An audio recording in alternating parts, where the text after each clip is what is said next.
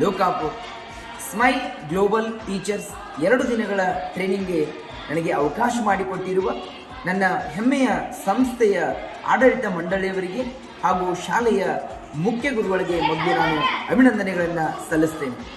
ಯಾಕಂದ್ರೆ ಆ ಒಂದು ಟ್ರೈನಿಂಗ್ ಭಾಳಷ್ಟು ಅದ್ಭುತವಾಗಿತ್ತು. ಮುಂಜಾನೆ ಧಾರವಾಡಕ್ಕೆ ಹೋಗ್ಬೇಕಂತ ಹೇಳಿ 4:15ಗೆ ಬಂದು ಬಸ್ ಸ್ಟ್ಯಾಂಡ್ನಾಗ ನಿಂತು ನಾನು, ಯಪ್ಪ ಏನೋ ಇದು ಅಂತ ಅನ್ನಿಸ್ತು.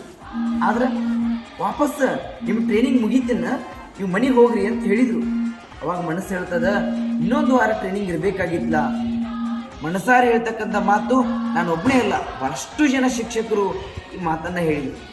ಯಾಕೆ ಈ ಮಾತು ಹೇಳಿದ್ರಪ್ಪ ಅಂತಂದ್ರೆ, ಚೇತನ್ ಸರ್ ಹೇಳಿರುವಂಥ ಆ ಒಂದು ಕಲಿಕಾ ಚಟುವಟಿಕೆಗಳ ಆರಂಭ, ಮಹೇಶ್ ಸರು ಆಮೇಲೆ ಶಿವಪ್ರಸಾದ್ ಸರು ಹೇಳಿರ್ತಕ್ಕಂಥ ಆ ಒಂದು ಆಲೋಚನೆಗಳೇನಿದ್ದಾವಲ್ಲ ನಮ್ಮ ಮನಸ್ಸಿನಲ್ಲಿ ಬಿತ್ತನೆ ಆಗಿಬಿಟ್ಟು ನಂತರ ನಾವು ಪರಿವರ್ತನೆ ಆದೀವಿ.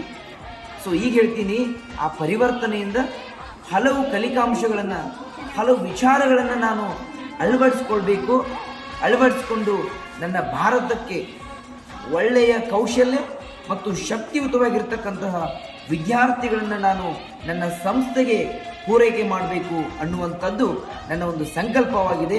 ನನ್ನ ಸಂಸ್ಥೆ ನನ್ನ ಹೆಮ್ಮೆ.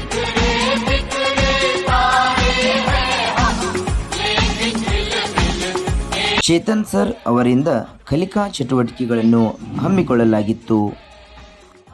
ವಿವಿಧ ಕಲಿಕಾ ಭಂಗಿಗಳಲ್ಲಿ ಫೋಟೋಗಳನ್ನು ಸೆರೆ ಹಿಡಿಯಲಾಗಿರುವ ಸುಂದರವಾದ ಕ್ಷಣ. ಶಿವಪ್ರಸಾದ್ ಸರ್ ಇವರಿಂದ ಮುಂದಿನ ದಿನಗಳಲ್ಲಿ ಹಲವು ಕ್ಷೇತ್ರಗಳಲ್ಲಿ ಉಂಟಾಗುವ ಬದಲಾವಣೆ ಮತ್ತು ಪರಿಹಾರ ಕ್ರಮಗಳನ್ನು ಚರ್ಚಿಸಲಾಯಿತು.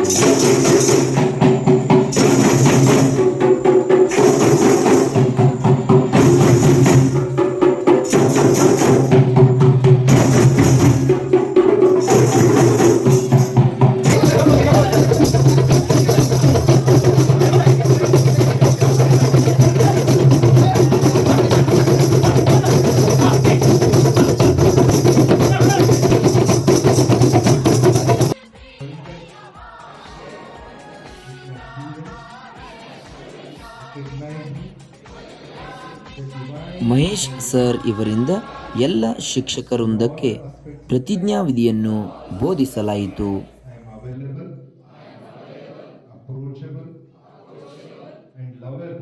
ದೀಪಾ ಮೇಡಮ್ ಇವರಿಂದ ಕಲಿಕಾ ಬೋಧನಾ ವಿಧಾನಗಳನ್ನು ವಿವರಿಸಲಾಯಿತು.